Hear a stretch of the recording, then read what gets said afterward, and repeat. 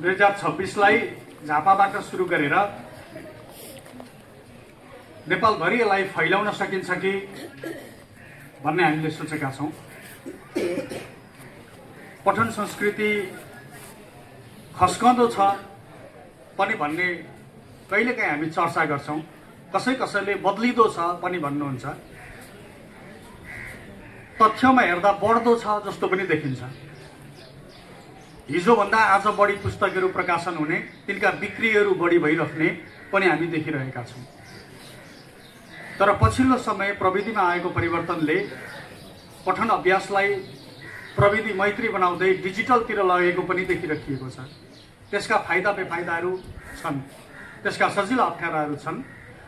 यी सबै कुराहरूको विमर्श एकै दिन एकछिन एकजनाले उभिएर गर्दा पुग्दैन होला भन्ने हामीले अनुमान गर्यौं र यसलाई वर्षभरि विमर्श गरौं।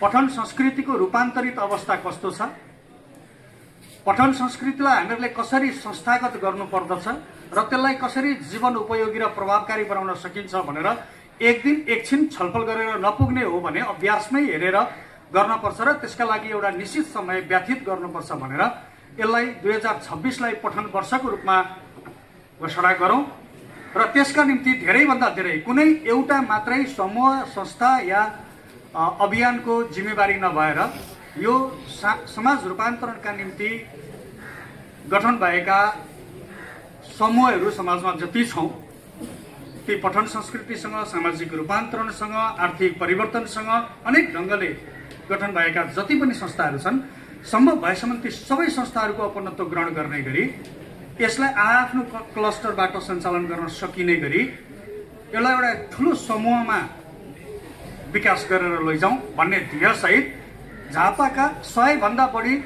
संस्थाहरूलाई आजको दिनमा यो अझै थपिएर बढेर जान सक्छ।